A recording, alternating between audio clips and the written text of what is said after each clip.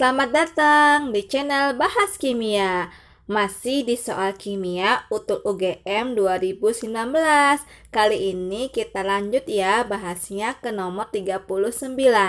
Oksidasi 2-propanol akan menghasilkan senyawa.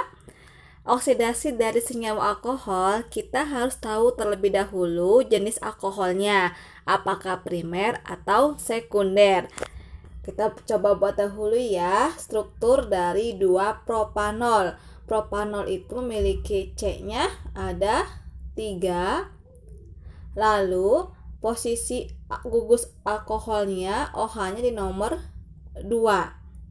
Nah, ternyata ini merupakan jenis alkohol sekunder. Karena si OH-nya terletak di C sekunder. Apa itu C sekunder? C yang mengikat dua atom C yang lain. Kita singkat alkohol sekunder seperti ini ya.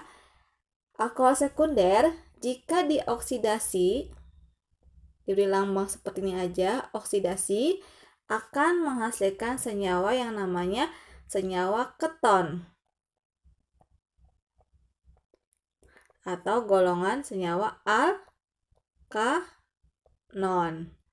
Nah, berarti langsung aja cari di opsi yang nama senyawanya berakhiran on, yaitu antara opsi B atau E. Jadi opsi A, C, dan D itu pasti salah. Nah, sekarang antara B atau E. Ingat di sini, kan propanol itu C-nya ada 3. Berarti ketika dioksidasi, jelas dia juga akan menghasilkan dengan jumlah C yang sama. Harus 3 juga. Sedangkan butanon itu jumlah C-nya ada 4. Jadi bukan jawaban. Maka jawabannya adalah yang aseton. Gugus fungsinya adalah gugus fungsi keton. Nah, nama lain aseton itu adalah propanon ya. Ini aseton. Nama dagangnya, nama IUPAC-nya propanon. Oke, selanjutnya ke nomor 40. Jika larutan CuNO3 2 kali dialiri arus listrik melalui elektroda platina. Nah, platina ini kan elektroda yang inert, tidak bereaksi ya. Dengan kuat arus 0,1 ampere, berarti I-nya, lambangnya I. Lalu selama 193.000 detik, berarti ini waktunya ya, time-nya T. Maka berat gas yang diperoleh dari elektrolisis ini adalah, kita coba buat dahulu persamaan reaksi elektrolisisnya. Kalau CuNO3 2 kali ini diuraikan, kan ada ion apa saja? Ada ion Cu 2+ sama ion nitrat. Kira-kira di mana nih, di katoda atau di anoda yang akan menghasilkan gas? Karena pertanyaannya mencari berat gas. Adanya di anoda karena di katoda akan menghasilkan logam Cu. Kita buat dahulu di sini ya, anoda.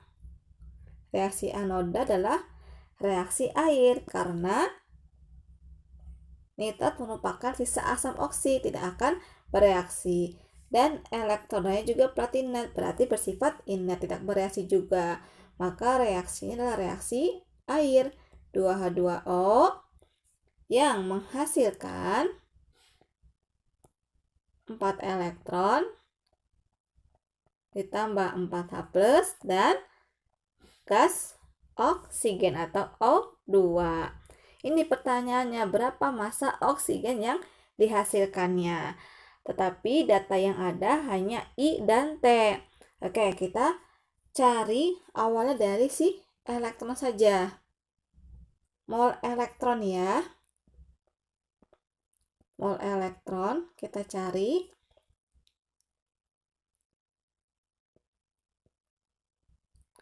I kali T dibagi 96.500.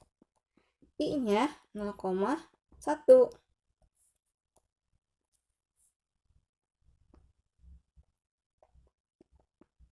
Dikali Waktunya 193.000 dibagi 96.500. Lalu coret ya. Lalu ini dengan ini juga coret bisa ya. Oke. Tinggal ini bagi ini sama dengan 1/5-nya atau 0,2. Ini adalah mol elektronnya sebanyak 0,2 mol. Pertanyaannya adalah berat gas atau massa gas oksigen yang dihasilkan. Langsung menggunakan perbandingan koefisien. Mol elektronnya kan ini 4 koefisien sebanyak 0,2 mol. Oksigennya sebanyak 1 koefisiennya. Maka nanti mol O2-nya adalah 1/4 dikalikan mol elektron sebanyak 0,2, yaitu mol oksigennya sebanyak 0,05 mol. Ini baru mol oksigennya. Ini langkah 1. Ini langkah kedua, perbandingan koefisien. Nah, sekarang langkah ketiga, kita cari massa oksigennya atau berat oksigennya. Massa O2-nya berarti tinggal mol dikalikan dengan mR-nya.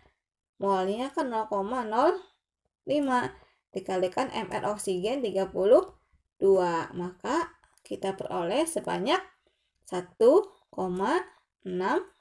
gram massa oksigennya.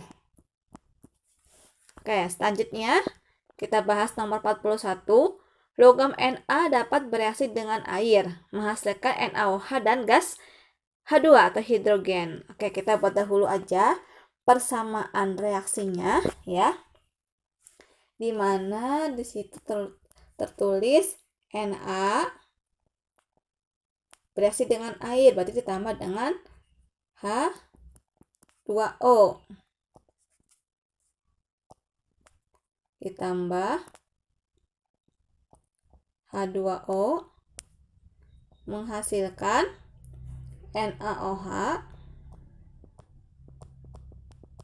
dan gas H2. Reaksinya belum setara, kita sarakan terlebih dahulu. Tambahkan koefisien di sini. Na coba kasih 2 ya, maka di kanan juga kasih 2. Ternyata oksigennya kurang nih, butuh 2, maka sini dikalikan 2 juga. Sudah setara. Lalu Na ini katanya bereaksi sempurna dengan 500 ml air, menghasilkan larutan dengan pH 13 plus log 2. Oke, kalau ada pH berarti nanti kaitannya dengan asam atau basa ya, adanya ion H+ ataupun ion OH-. Di sini kan terbentuk senyawa NaOH, berarti senyawanya merupakan senyawa basa dan pH-nya juga menunjukkan pH basa. Oke, kita cari dahulu pOH-nya dengan cara menyisihkan 14 dikurangi 13 plus log 2. Berarti pOH-nya 1 min log 2. Nah, sekarang kita tentukan OH-nya. OH-nya berarti 2 kali 10 pangkat min 1. Jadi ini dijadikan, ini pangkatnya ya, pangkat negatif 1 dari sini. Oke, dapat OH- seperti ini. OH- ini terkandung di dalam senyawa NaOH. NaOH itu kan basanya basa kuat ya. OH- dari basa kuat itu kan rumusnya B dikalikan dengan M, molaritasnya. Berarti B-nya berapa? Jumlah OH-nya kan ada 1, maka 1.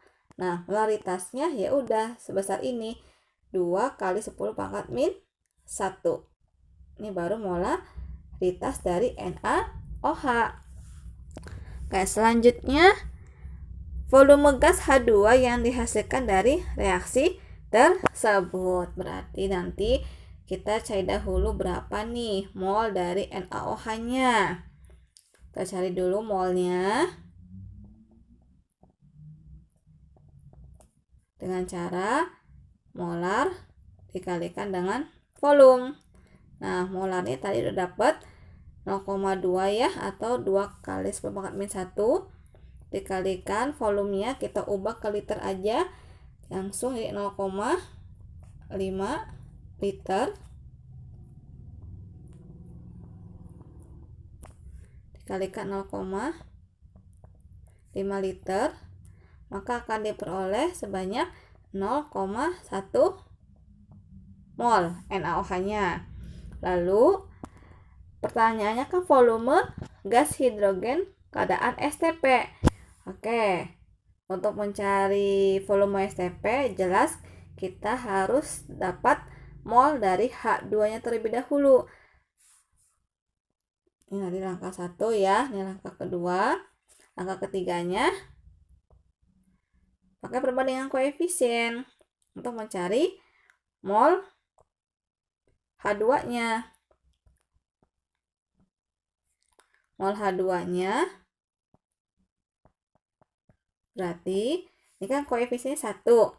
1 bandingkan dengan NaOH 2, jadi 1/2 dikali 0,1 mol milik NaOH, yaitu sebesar 0,05 mol. Nah, selanjutnya kita ubah ke volume STP milik H2, berarti 0,05 mol dikalikan 22,4, maka akan diperoleh volume STP hidrogennya sebesar 1,12 liter. Ada di opsi A. Oke, sekian pembahasan dari saya. Untuk menyimak pembahasan nomor selanjutnya ada di video berikutnya ya. Terima kasih.